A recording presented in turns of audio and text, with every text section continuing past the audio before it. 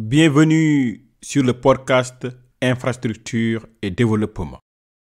Je suis Mamoudou Bokoum, votre hôte dans ce podcast dédié aux enjeux de développement des infrastructures en Afrique.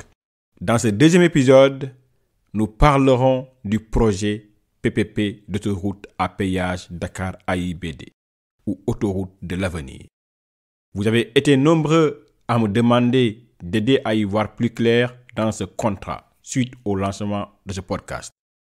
Dans la première partie de cet épisode, nous répondrons aux questions clés suivantes. Quelles sont les caractéristiques techniques du projet de l'autoroute de l'avenir? Comment le projet est-il structuré pour son développement et son exploitation? Quelle est la répartition des risques entre la partie publique et la partie privée? Existe-t-il des enjeux liés à une clause de paysage dans ce projet, notamment avec le développement de projets potentiellement concurrents, dont le projet de train express régional Dakar-AIBD? Dans une deuxième partie de cet épisode, qui sera publiée dans 2 semaines, nous apporterons des réponses aux questions suivantes. Quels sont les avantages offerts par la réalisation de ce projet sous un contrat PPP? Quelles sont les retombées économiques du projet en phase travaux, mais également en phase exploitation? Qu'est-ce qui fait du projet de l'autoroute de l'avenir un exemple de PPP réussi en Afrique? Qu'est-ce qui a motivé la renégociation du contrat entre 2019 et 2021? Et quelles sont les principales conclusions de ces renégociations? Pour répondre à ces questions, nous avons donné la parole à Cheikh Yad Diouf, le secrétaire général de la société Eiffage de la concession de l'autoroute de l'avenir, CKSA. Cheikh est un ingénieur de conception en génie civil de l'École polytechnique de Thiès avec plus de 15 ans d'expérience. Il a commencé sa carrière dans les travaux routiers avant d'aller dans le contrôle technique.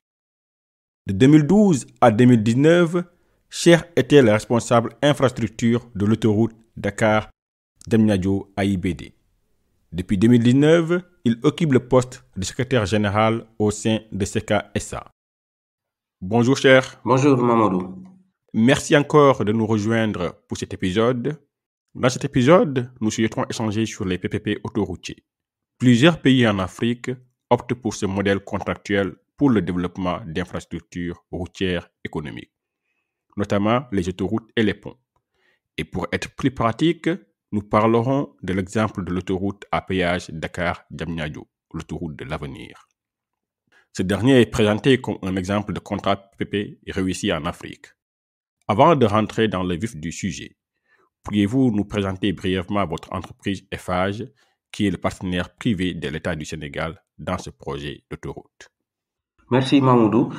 Eiffage est en fait l'un des leaders européens du BTP et des concessions. Donc aujourd'hui Eiffage, c'est 72 000 collaborateurs à travers le monde et c'est 18 milliards d'euros de chiffre d'affaires en 2021. Eiffage est actif sur 8 métiers, à savoir la construction, l'immobilier, l'aménagement, le génie civil, le métal, la construction routière, l'énergie et les systèmes, mais également les concessions. Bon, sur l'activité concession, ce qu'il faut dire, c'est que nous évoluons globalement sur le domaine autoroutier. Nous avons à peu près plus de 2400 km d'autoroutes que nous exploitons en France. Mais également, nous exploitons des ouvrages d'art tels le viaduc de Millau, des aéroports tels l'aéroport de Toulouse et de Lille, mais également des lignes ferroviaires, des stades, des universités, des lycées et des collèges. Voilà. Ce qu'il faut également noter, comme on parle du Sénégal, c'est que Eiffage est présent au Sénégal depuis plus de 95 ans. On a vraiment un ancrage local fort au Sénégal, ce qui fait de nous un opérateur de choix pour mener ce genre de projet. Merci Cheikh. On voit clairement que le Sénégal a choisi un partenaire avec une grande expérience en concession, mais aussi une bonne connaissance du contexte local. Parce que plus de 95 ans effectivement de présence, ça te donne pas mal d'avantages compétitifs. Pour entrer dans le vif du sujet, pourriez-vous nous présenter brièvement les caractéristiques techniques de ce projet? Donc, pour parler des caractéristiques techniques liées au projet, donc ce qu'il faut dire, c'est que c'est 42 kilomètres aujourd'hui qui sont exploités. donc 7 km en 2 fois 3 voies et 35 en 2 fois 2, mais extensible pour une bonne partie en 2 fois 3 voies. Nous avons 43 ouvrages d'art sur le tronçon, 9 gares de péage qui au total reçoivent 61 voies de péage, un système de péage ouvert, donc les, le tracé est découpé en zone tarifaire. Ce qu'il faut dire, c'est que sur les coûts de conception-construction, nous étions sur un montant d'environ 210 milliards. Et sur la phase montage du projet, également, ce qu'il faut dire, c'est que les acquisitions opérationnelles et les frais de structure ont été évalués à 24 milliards de francs CFA. Donc, ce que je peux également rajouter sur l'aspect caractéristique technique, c'est que les travaux se sont faits quand même dans un environnement très contraint, donc une zone fortement urbanisée, ce qui veut dire beaucoup de libération d'emprise. 3000 ménages ont dû être déplacés dans le cadre de ce projet. Mais également, il y a eu beaucoup de déplacements de réseau, une densité d'ouvrages d'art assez élevée parce qu'il fallait rétablir les communications qui existaient. Je dirais également que sur ce type de projet, pourquoi un opérateur privé comme Eiffage, présent au Sénégal depuis 95 ans, arrive à être un opérateur de choix, c'est que c'est des projets qui sont des contrats qui sont un petit peu complexes pour plusieurs raisons. On a une relation contractuelle de long terme, environ 30 ans, des investissements qui sont lourds, des travaux qui sont complexes et dans un environnement très urbanisé, comme je disais tout à l'heure. Une forte incertitude sur les prévisions de recettes et de charges. Je pense que ça, on l'abordera dans le courant de l'entretien. Et un environnement opérationnel qui est assez particulier, qui est à apprivoiser. On fait face à une sinistralité extrêmement élevée, donc au-delà des standards internationaux. Donc tout cela fait que quand même avoir un opérateur comme FH qui a une expertise de ce type de projet, quand on exploite 2400 km d'autoroute, c'est qu'on a un savoir-faire qu'on peut facilement déployer sur le Sénégal. Merci Serge, c'est effectivement un projet qu'on pourrait caractériser comme grand projet d'infrastructure. Et revenant carrément à la CPPP, pourriez-vous nous rappeler la structuration du contrat? Voilà, nous sommes sur un contrat de concession. Si on se réfère à la nouvelle loi PPP, c'est un PPP avec un paiement par les usagers. Donc, il y a eu deux contrats. Un premier contrat qui concernait le tronçon Dakar-Diamniadio qui a été signé en 2009 pour une durée de 30 ans. Donc, son terme initial était de 2039. Et un deuxième contrat qui concernait le tronçon Diamniadio-AIBD signé en 2014 avec un terme similaire à celui du contrat initial, à savoir 2039. Mais ce qu'il faut signaler, c'est que suite aux dernières négos qui ont pris fin en 2021, le contrat a été rallongé de 5 ans. Donc, le nouveau terme du contrat est maintenant pour 2044. Concernant les parties prenantes au projet, sur le volet public, l'autorité concédante, c'était le ministère des Infrastructures, le ministère des Finances et du Budget et le ministère de l'Économie, du Plan et de la Coopération. Et il y a une autre entité extrêmement importante sur le projet, sur son pilotage et son suivi quotidien, c'est l'APIS qui assure la mission d'autorité concédante déléguée. Côté privé, la société de projet, la CKSA, était une société créée en 2009 et qui était avec un actionnariat 100% FH jusqu'en 2021 où on a cédé 25% du capital à l'État du Sénégal. On a opéré sur ce projet avec un groupement concepteur-constructeur constitué de deux entités, FH Sénégal et FHTP. Et actuellement, nous avons une société d'exploitation qui s'appelle FH Opération Service qui assure le volet exploitation sur la viabilité sécurité, sur la maintenance des systèmes opérationnels et des systèmes informatiques et sur le pilotage administratif, donc tout ce qui est service support administratif, RH, QSE. Concernant le plan de financement, s'il faut en parler, on a eu un total emploi de 259 milliards de francs CFA qui ont été financés de la façon suivante. Donc la subvention, la subvention publique donc apportée par l'État, y compris les indexations liées au coût de construction, elle faisait 183 milliards de francs CFA, donc à peu près 70%. Et il y a eu un apport privé d'environ 76 milliards de francs CFA, donc soit 30% du plan de financement, constitué d'une dette contractée auprès de 4 banques, euh, 3 multilatérales, l'AFC, la BAD et la BOAD, et une banque commerciale, la CBAO. Et ensuite, il y a eu des fonds propres et des flux de trésor opérationnels qui ont été réinjectés sur le projet à hauteur de 37 milliards de francs CFA. Merci, cher. Donc, j'imagine que les 39 milliards restants sont apportés effectivement à travers la dette privée. Juste peut-être pour ce cas précis, quels sont, on va dire ici, dans l'offre des phases, vraiment les grands avantages compétitifs qui ont justifié un peu le choix de ce partenaire privé? Bon, je dirais qu'Eiffage est troisième exploitant autoroutier en France. Donc, on a plus de 2400 kilomètres d'autoroute. Donc, on a quand même un savoir-faire sur ce domaine. Après, ce qu'il faut dire, c'est que Eiffage, c'est vraiment un groupe qui sait apporter une solution intégrée à travers ses différentes branches et ses différents métiers. Donc, sur ce projet, on a mobilisé aussi bien des équipes euh, de génie civil, de travaux routiers, de construction métallique, mais également nos équipes énergie et système. Donc, on a travaillé avec nos branches CLEMSI et RMT qui sont spécialisées sur le domaine des énergies et systèmes. Donc, ça veut dire quoi? C'est qu'on est en mesure de proposer une solution intégrée. Donc, on n'a pas un maître d'ouvrage public qui va discuter avec 4 ou 5 entités. On arrive avec une solution intégrée où on est en mesure de proposer euh, un projet global.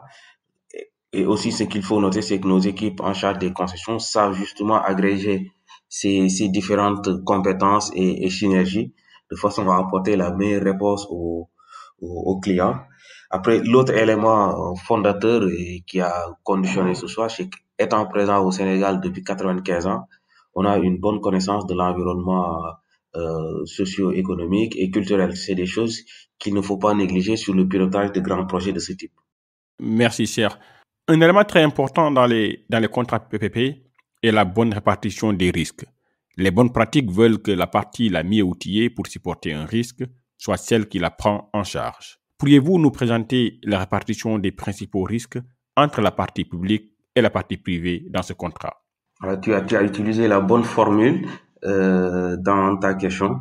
Sur ce projet, si les risques qui ont été supportés par l'État, parce que l'État était le mieux à même de supporter ces risques, c'était un risque lié à la mobilisation de la subvention publique. Donc, le projet n'était pas bankable, comme on dit. Il fallait une dose de subvention pour qu'il puisse être rentable et puisse être mis en œuvre. Donc, l'État avait ce risque de mobilisation de la subvention publique. Tout à l'heure, on avait dit que ça faisait autour de 183 milliards de francs CFA. Deuxième risque supporté par la partie publique, c'était le risque de libération des emprises. Donc, il y avait 3000 ménages à déplacer dans des zones plus ou moins urbanisées. Voilà, sur la zone allant jusqu'à Thiaroye, c'était très urbanisé. Et puis au-delà maintenant, jusqu'à Rufisque, on avait moins de problématiques. Mais toujours est-il qu'il y avait des emprises à libérer. Ce risque était supporté par l'État avec une interface forte avec le planning de réalisation des travaux. Il y a également le risque lié aux procédures réglementaires et contractuelles. Donc, il y avait pas mal d'autorisations à obtenir et qui étaient du ressort de l'État. C'est un risque qui également a été supporté par l'État. L'État a également supporté un risque lié à l'indexation des coûts de construction. On était sur des durées de travaux pour le contrat initial de 44 mois. Donc, et sur la période 2009-2013, on s'est rendu compte que c'était une période pendant laquelle les coûts de construction ont augmenté parce que les indices de prix ont été considérablement revus à la hausse. Donc, c'est un risque qui était supporté par l'État. Et le dernier risque qu'on pourrait évoquer, c'est le risque lié à l'environnement politique, légal et juridique. Concernant la partie privée, euh, on a une série de risques dits techniques, donc c'est les risques de conception, les risques technologiques, les risques de dépassement de délai et les risques de surcoût de construction. Donc si par exemple les coûts de construction se révélaient être plus élevés du fait d'une conception insuffisante, on ne pouvait pas se retourner contre l'État. C'est nous qui prenions en fait toutes les incidences liées à ce défaut de conception ou à ce défaut d'appréciation technique du projet. Ça, c'était vraiment des risques que je qualifierais de techniques, voilà, globalement. Après, il y a le risque majeur, c'est le risque de fréquentation, que l'on dit également risque trafic. Donc, s'il n'y a pas de trafic, et que par conséquent, il n'y a pas de recette, ça, c'est notre risque. C'est nous qui l'assumons entièrement. Donc, c'est l'un des risques majeurs liés à ce type de projet et c'est ce qui justifie d'ailleurs que ce PPP ait été signé, c'est qu'il y avait une dose suffisante de transfert de risque à l'opérateur privé. Le risque de fréquentation, c'est vraiment le risque majeur. Et la COVID-19 est venue nous rappeler que c'est effectivement un risque, même si le projet surperformait en trafic. On s'est rendu compte sur une période de 3 mois allant de mars à la fin mai 2020 qu'on avait des baisses de trafic de l'ordre de 50%. Voilà. Donc, on n'a pas, à l'époque, pu se retourner contre l'État pour dire quoi que ce soit. Après, il y avait un autre risque que l'on supporte, c'est le risque lié à l'inflation des coûts. Donc, aujourd'hui, s'il y a une inflation qui impacte nos coûts d'exploitation, on ne se retourne pas contre l'État, c'est nous qui l'assumons. Pareil, les risques liés à l'évolution des taux d'intérêt et des taux de change, les risques liés au surcoût d'exploitation et de maintenance, et au surcoût également des coûts de gros entretien et de renouvellement. Aujourd'hui, sur la durée du projet, nous devrions réinjecter plus de 140 milliards de francs CFA rien que pour les coûts de gros entretien et de renouvellement. Donc, si ces coûts se révèlent être supérieurs à cela, nous assumerons pleinement ce risque. Voilà de façon résumée les principaux risques qui sont répartis entre les deux parties. Merci, cher. On retrouve effectivement une répartition du risque, on va dire classique, dans ce type de contrat avec transfert du risque commercial vers la partie privée. J'aimerais bien revenir sur l'aspect trafic. Le faible volume de trafic et les faibles revenus de péage qui en résultent contribuent grandement à l'échec des PPP routiers à péage. Ce risque a plusieurs sources, notamment l'erreur de prévision du trafic, l'incertitude inhérente au processus de prévision, mais également les biais. Ces biais incluent l'erreur humaine volontaire par laquelle des prévisions de trafic artificiellement élevées sont produites pour faciliter un objectif spécifique d'une partie du projet. Dans le cas spécifique de ce projet, le trafic a été plutôt dépassé par rapport aux prévisions. De combien avons-nous dépassé le trafic? Quelles ont été les bonnes pratiques utilisées dans ce projet ou des facteurs exogènes qui ont permis d'aboutir à une bonne prévision des trafics? Merci Mamoudou, question très importante. Bon, le trafic, c'est le véritable sujet sur ce type de projet. Ce qu'il faut dire, et ça va permettre de gommer un peu le phénomène biais que tu as évoqué dans ta question, qu'il y a eu l'État qui a déjà mené son étude de trafic. Nous, à la remise de notre offre et pendant la phase de discussion du contrat, on a fait également une nouvelle étude. Et troisième chose à dire, c'est que ces études, elles ont été challengées dans le cadre du closing financier par les conseils techniques des prêteurs. Donc, il y avait un conseil technique trafic des prêteurs qui a fait une due diligence sur les différentes études de trafic et qui s'est prononcé. Donc, je pense qu'il y a eu suffisamment d'études et elles ont été à suffisance aussi challengées. Donc, ça a permis justement de gommer ces problématiques de biais potentiels de trafic gonflé volontairement par l'opérateur pour juste rendre le projet bankable. Donc, ces phénomènes, on les a pas connus. Tu l'as bien dit, on a eu un trafic qui s'est révélé être supérieur aux prévisions. Euh,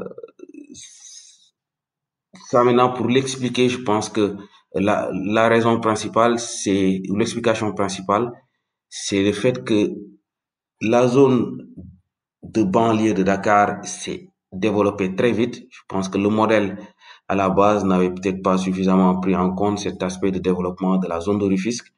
Donc ça s'est développé de façon exponentielle, euh, ce qui fait que ça a généré en fait du trafic entre Dakar et sa banlieue proche. Donc c'est peut-être ça qui justifie le fait que le trafic ait été de loin supérieur aux prévisions. Donc, on a fait plus de 30% par rapport aux prévisions initiales. Maintenant, faisons attention à ce chiffre. Voilà, quand on dit qu'on fait plus de trafic, euh, 30% de trafic ne veut pas forcément dire 30% de plus de recettes. Pourquoi? Parce que il peut y avoir un biais parce que tout simplement, on a moins de poids lourds que prévu. Là, je sais que le modèle à la base prévoyait du trafic PL de l'ordre de 10% rapporté au trafic global. Là, on tourne autour de 5 à 6%, ce qui fait que même si on a plus de véhicules, les poids lourds payant un petit peu plus, ça a tendance à diluer cet effet sur les recettes. Voilà. Donc, c'est ça que je peux vraiment dire sur cet aspect. Il y a eu des études, elles ont été sérieuses parce qu'elles ont été menées par des cabinets de renommée mondiale. Ces études ont été challengées également par des experts internationaux. Et aujourd'hui, si on a plus de trafic, c'est pas parce que l'étude était forcément mal faite, mais c'est parce qu'il y a peut-être des données liées à l'urbanisme, liées ou des données macroéconomiques qui ont peut-être évolué. Merci, cher. Effectivement, je pense que la prévision de trafic est un exercice très difficile et il y a forcément beaucoup d'inconnus qu'on a du mal à maîtriser au moment de la préparation du projet. Et également, c'est très important de ne pas directement faire, on va dire, des raccourcis dans l'appréciation de ce trafic qui est effectivement beaucoup plus élevé que ce qui était prévu initialement. Tu l'as bien expliqué, la différence en fonction du type de véhicule qui passe au niveau de l'autoroute peut fortement changer effectivement la perception qu'on a en tout cas des recettes additionnelles par rapport à l'extérieur. Je vais revenir peut-être sur un point également qui est très important, toujours en restant dans le cadre contractuel, c'est l'aspect, on va dire, clause de paysage. Tu l'as tout à l'heure expliqué, il y a eu beaucoup de développement urbain et ces clauses de paysage, en général, protègent le concessionnaire contre certaines concurrences sur le réseau qui pourraient perturber l'équilibre économique du contrat.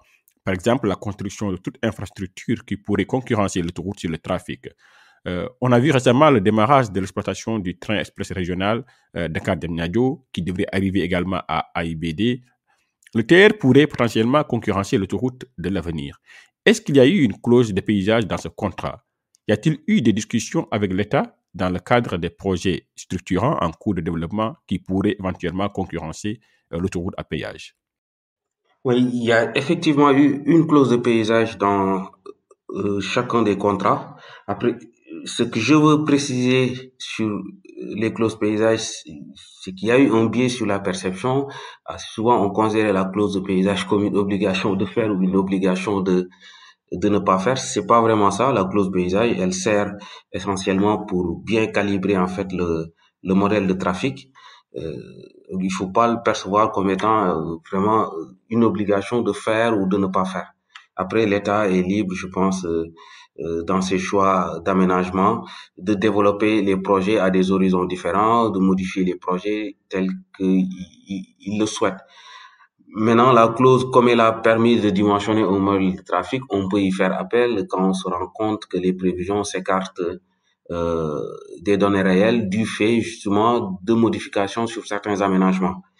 Pour notre cas, comme on a un trafic qui surforfait, mais le problème ne se posait pas. Maintenant, tu as donné l'exemple d'une infrastructure qu'on peut considérer comme concurrente, l'ETR. Ce qu'il faut dire, c'est qu'en 2009, quand on signe le contrat initial, le projet n'existait pas. En 2014, au moment de la signature du contrat complémentaire, le projet du TR avait commencé à être évoqué. Donc, ce qui avait été fait, c'était juste de rajouter dans l'un des articles du contrat une possibilité pour les parties de rediscuter si jamais ce projet se réalisait pour mesurer les éventuels impacts sur le projet de l'autoroute parce qu'à l'époque, on parlait de TR qui allait jusqu'à AIBD au moment où on construisait une autoroute Diamniadio-AIBD. Donc ça crée un effet concurrentiel certain. Finalement, le TR a été mis en service qu'à la fin 2021, donc au même moment où on s'apprêtait à signer le nouveau contrat de concession. Donc, ce qu'on a tout simplement fait, c'est de considérer dans la nouvelle clause de paysage l'existence du TR. Donc, les dernières études de trafic qui datent de 2021 prennent également en compte l'existence du TR. Donc, on est reparti sur un chemin où on a une clause paysage qui intègre désormais le tronçon Dakar-Diamniadio du TR, mais également un horizon de mise en service pour le tronçon Diamniadio AIBD du TR. Donc, les éventuels impacts de ce tronçon sont sont déjà pris en compte dans le cadre du modèle. C'est ce que je peux dire aujourd'hui. Après, maintenant, si les choses varient et deviennent autres, les parties se rencontreront et discuteront. Merci, cher. J'entends très bien quelque chose qui est très intéressant ici. C'est que le fait que le trafic a été au rendez-vous a beaucoup aidé, je dirais, dans ce projet-là, dans ce contrat-là. Mais également, il y a cette approche d'écoute, de discussion qui permet effectivement de se retrouver autour de la table et de s'assurer effectivement que les intérêts de chacun voilà, sont pris en compte. Le projet du TER, effectivement, à partir du moment qu'il ne menace pas, on va dire, la rentabilité du projet de l'autoroute à péage, c'est peut-être pas effectivement quelque chose qui constitue un grand enjeu. Merci pour cet élément de réponse. Ceci met fin à la première partie de cet épisode. Nous nous retrouvons dans 2 semaines pour la deuxième et dernière partie, toujours avec notre invité, Cheikh Diouf, le secrétaire général de la société Eiffage de la concession de l'autoroute de l'avenir, CKSA. Le développement de l'Afrique passera inévitablement par le développement d'infrastructures qui favorisent une croissance économique durable et inclusive, une économie du bien-être. Ceci fait du développement des infrastructures une affaire pour tous, une affaire de tous. Merci beaucoup d'avoir écouté cet épisode du podcast Infrastructure et Développement. Ceci est un cadre d'échange pour vous. Partagez-le autour de vous et n'hésitez pas à nous laisser des commentaires pour nous faire part de votre appréciation et de vos suggestions d'amélioration. À très bientôt pour un autre épisode.